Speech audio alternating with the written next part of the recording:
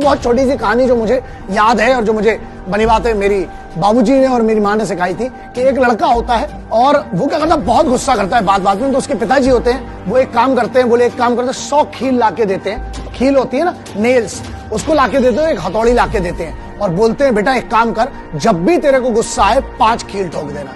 तो वो फेंसिंग होती है जो बाहर की दीवार होती है, बोलते हैं उस पर तो ठोक दिया कर।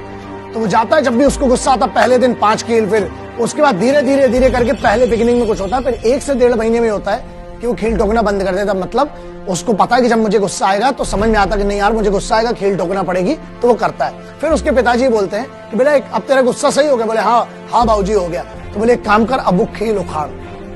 तो जब वो खील उखाड़ता है ना, बहुत कठिन पड़ता है, क्योंकि खील ठोकना सरल है, खील निकालना बहुत कठिन है। फिर भी वो निकालता है, उसके पिताजी लाते हैं, बोले मैं तेरे को कल जवाब दूंगा। तो पूछता है कि मैंने ऐसा क्यों किया, अगर मैंने किया तो इससे क्या सीखा मैंने?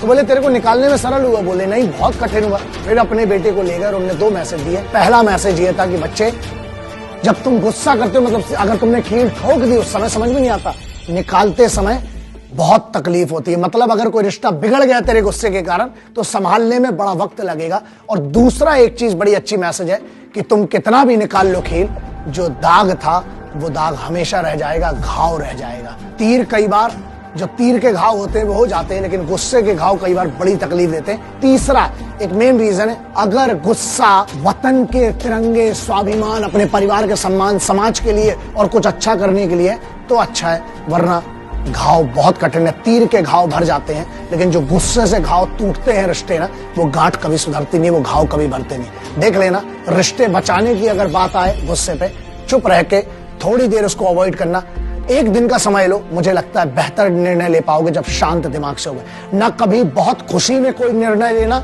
ना बहुत गम में, बहुत गुस्से में। ये मदद कर सकता है जिंदगी में, बाकी आपकी मर्जी है। गुस्सा बनी बात है, इसका अगर सही यूज कर लो तो इससे बेहतर कोई एनर्जी नहीं है, और गलत यूज हुआ तो तुम्हारी ऐसी तैसी कंफर्म है, होना ही है। बट उसके लिए सबसे बड़ी चीज है कि पहले ये समझना पड़ेगा कि गुस्सा आता क्यों है। 2 चीजों से आता है। एक, कमजोर लोगों को इसलिए आता है कि उनमें इतनी ताकत नहीं है कि वो झेल सके जो उनके बारे में बोला जा रहा है। दूसरा, गुस्सा उनको आता है जिनका उनसे अपने आप से होता है कि मैं इससे बेहतर कर सकता हूं, लेकिन क्यों नहीं करता हूं। तो 2 रीजन है, 2 टाइप है। अब ये आपको निर्धारित करना है कि आपको कौन सा वाला गुस्सा आता है। बहुत ज्यादा जो कमजोर होता है उसको भी ज्यादा गुस्सा आता है, लेकिन एक वो लोग होते हैं जिनको कुछ बेहतर करना है और वो नहीं कर पा रहे, इसलिए उनको गुस्सा आता है। जैसे हिंदुस्तान में गद्दार और भांडों को भांड बोलते हैं तो गुस्सा आ जाता है। रही बात दूसरे गुस्से की, वो गुस्सा तो महाराणा प्रताप को भी आया, छत्रपति शिवाजी महाराज को भी आया, गांधी को भी आया, आजाद को भी आया, हमारे नेताजी सुभाष चंद्र बोस को भी आया, शहीद आजम भगत सिंह साहब को भी आया, बिस्मिल को भी आया, अशफाक को भी आया, अब्दुल हमीद को भी आया, और बाना सिंह को भी आया, योगेंद्र यादव को भी आया। तो अगर गुस्से का सही यूज कर लो, अपने लिए भी बेहतर, वतन के लिए भी बेहतर, और पूरी उस कायनात के लिए बेहतर, क्योंकि तुमने दूसरों के लिए चुना।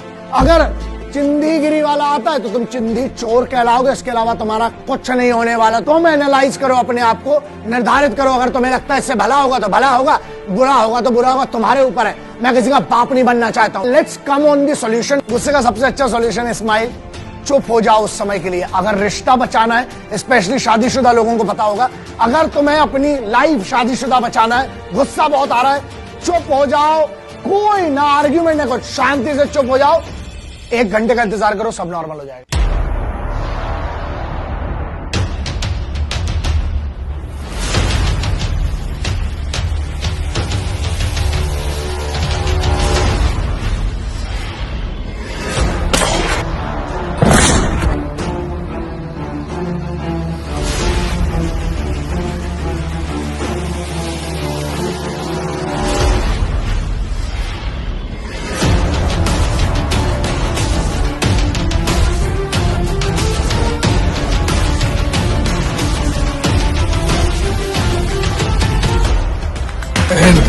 वंदे मातरम, इनकलाब जिंदाबाद, भारत माता की जय।